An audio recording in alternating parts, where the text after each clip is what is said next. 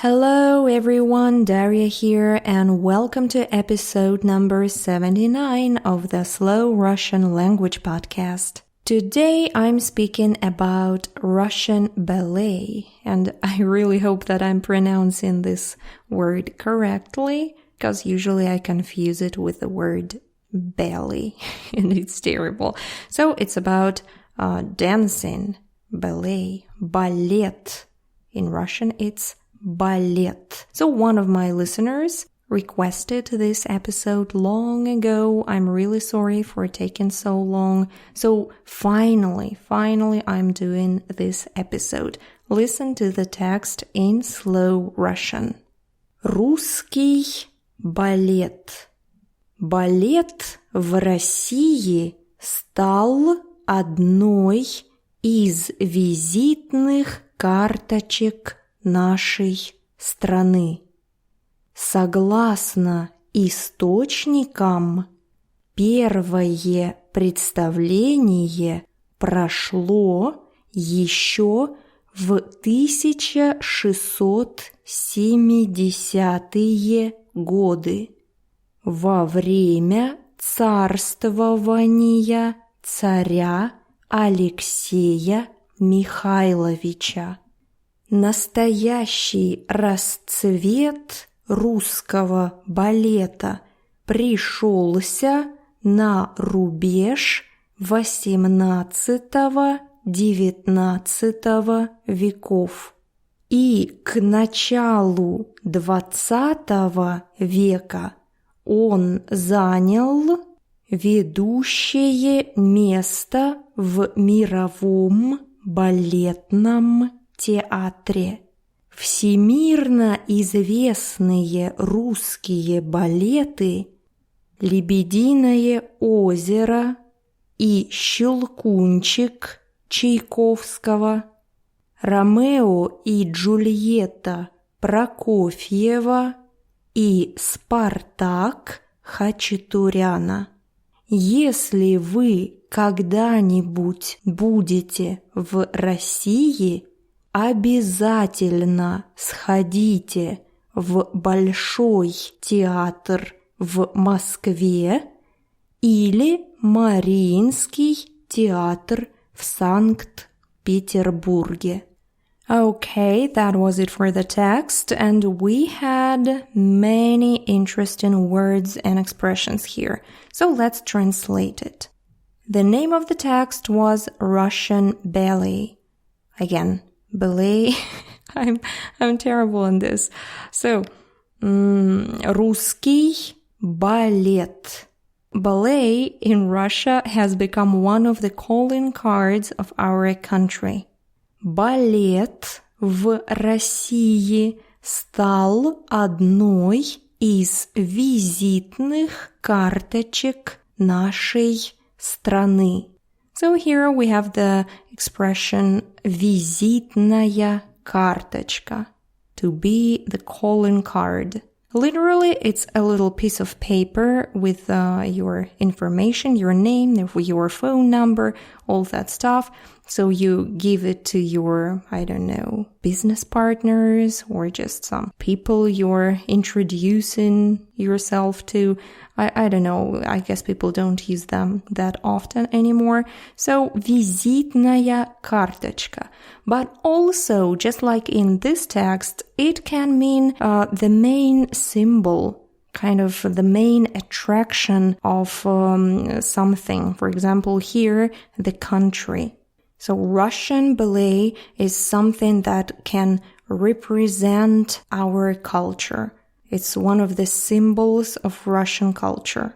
Just like in Moscow, the Kremlin can be the symbol. Кремль – визитная карточка Москвы. Or in St. Petersburg, the Hermitage Museum is this calling card of the city. Эрмитаж – визитная карточка Петербурга. Okay, the next sentence.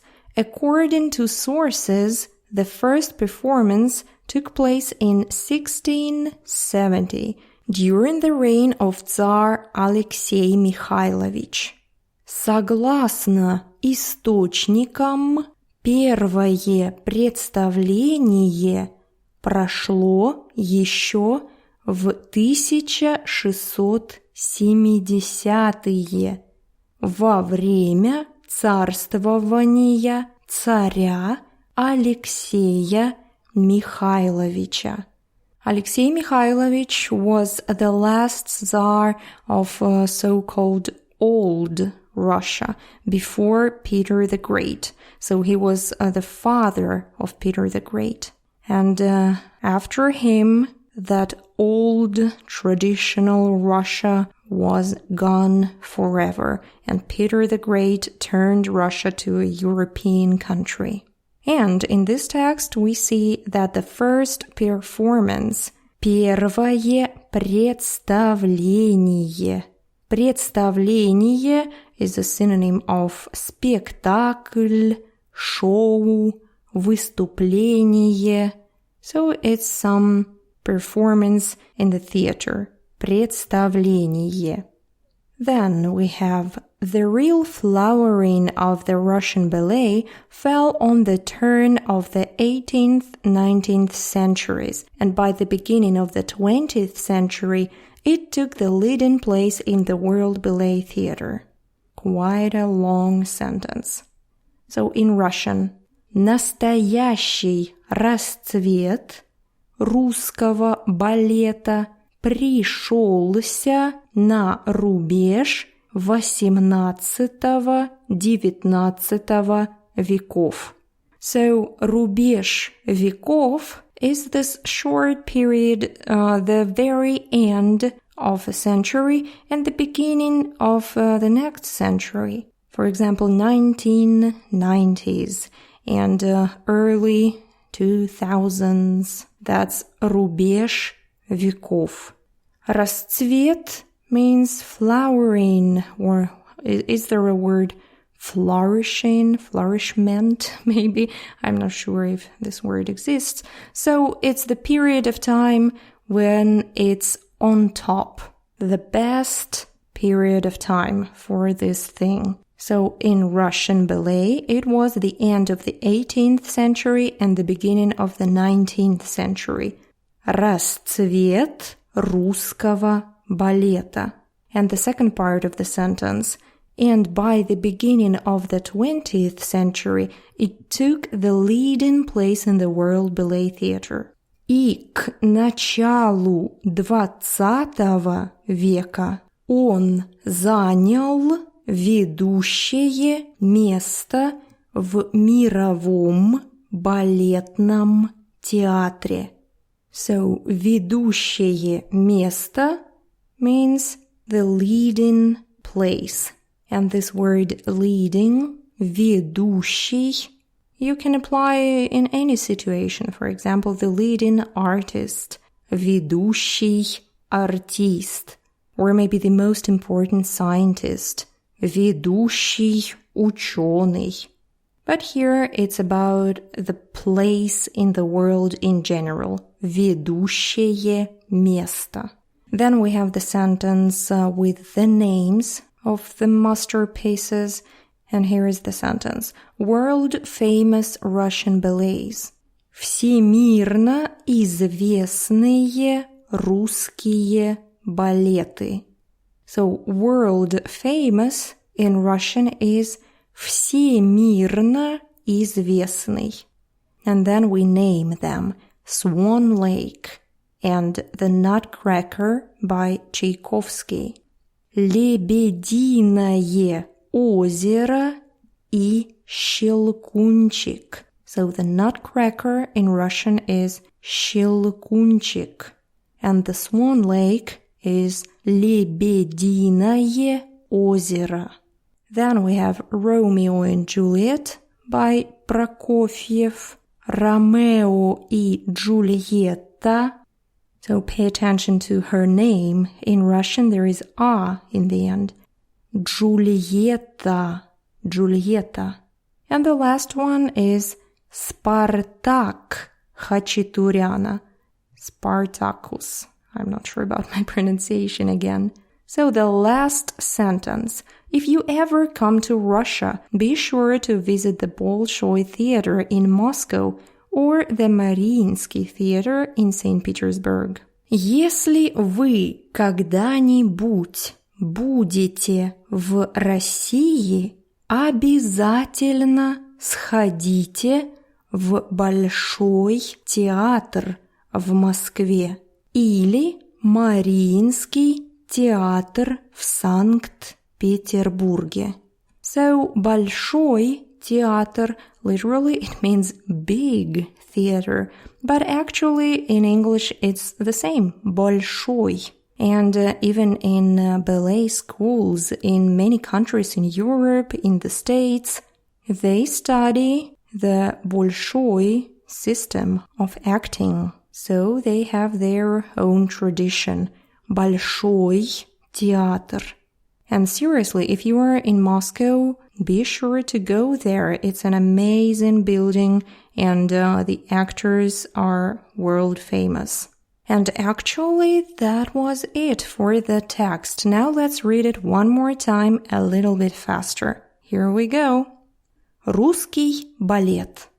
Балет в России стал одной из визитных карточек нашей страны. Согласно источникам, первое представление прошло еще в 1670-е годы, во время царствования царя Алексея Михайловича. Настоящий расцвет русского балета пришёлся на рубеж XVIII-XIX веков, и к началу XX века он занял ведущее место в мировом балетном театре. Всемирно известные русские балеты «Лебединое озеро» и «Щелкунчик» Чайковского, «Ромео и Джульетта» Прокофьева и «Спартак» Хачатуряна. Если вы когда-нибудь будете в России, обязательно сходите в Большой театр в Москве или Мариинский театр в Санкт-Петербурге. Okay, I hope this time you understood a little bit more. And that's it for today's episode. If you like these lessons, you can check out my premium membership program. Go to realrussianclub.com/membership. And don't forget to check out the show notes because the text in Russian and in English is right there.